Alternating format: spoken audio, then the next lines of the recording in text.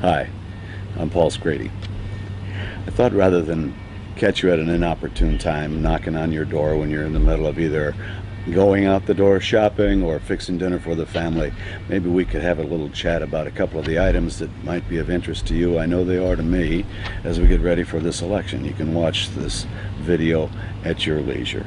However, in order to have it be a two-way conversation, if you have questions at the end of it, obviously please email me and we'll have a dialogue. I'm not trying to avoid you. I'm trying to fit into your schedule in a way that's as least intrusive as I can be. People were talking about sidewalks the other day. Got me to thinking about sidewalks. We don't have very many in town. Some people would like to have a few more. And has been my want for the last 15, 16 years, I always go first to, gosh, wonder what that'd cost.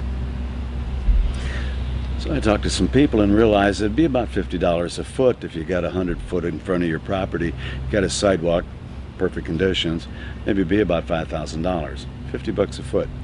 I extrapolated that to Minnetonka Boulevard because it's one of the roads that people were talking about, possibly having passageway for bikes or walking, and I determined that if we were to start that sidewalk at the Vine Hill Bridge and run it all the way out to the Minnetonka city border, same area that we were doing $1.2 million to do the road, that particular sidewalk would be $500,000. So I got to thinking, it isn't that people are unreasonable with their requests. Sidewalk is a reasonable request for some people. There are just some things that we need to work out before we make a decision that yes we will, no we won't. Those discussions haven't been had. Maybe some of that's on us. I think some of that's also on you. Let us know you'd like to have a meeting and we'll get everybody together and we'll talk about these things. One of the things that people look at is the tax bill.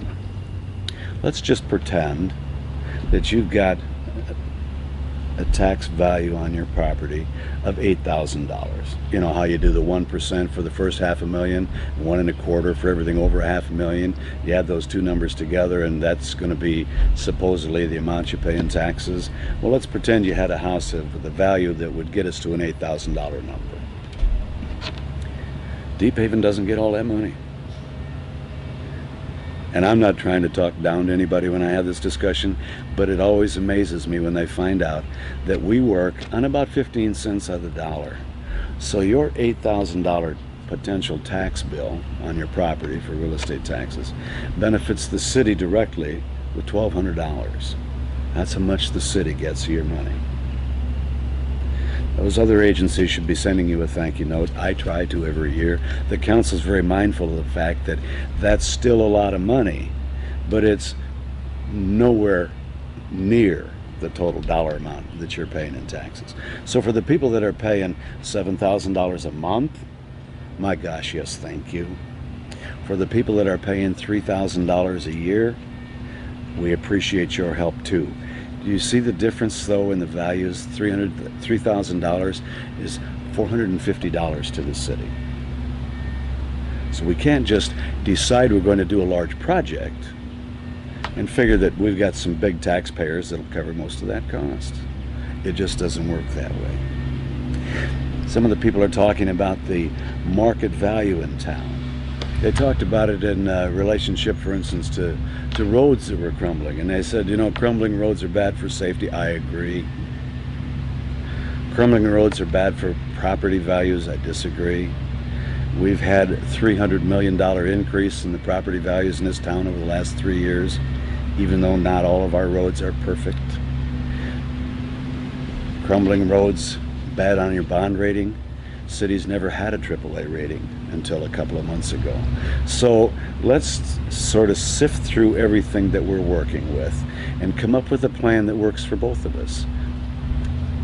I like things that you like.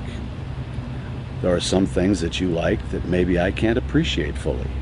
Does that mean I would never look at doing them? No. Does that mean that you have a better idea than me? A lot of times that's true.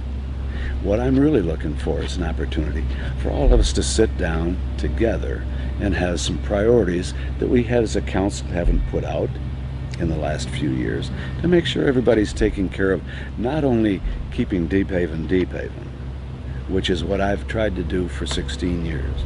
Not only just being fiscally responsible, which is pay as you go instead of bonding for projects, but let's have a discussion. We've got new people in town. We've got new ideas. I mean, I'm sure we've got new projects. Doesn't make us bad because we haven't started them. Doesn't make you demanding because you're asking for them. It creates an opportunity for all of us to get together and see what is it and how do we go about making this Deephaven that better place. Thank you.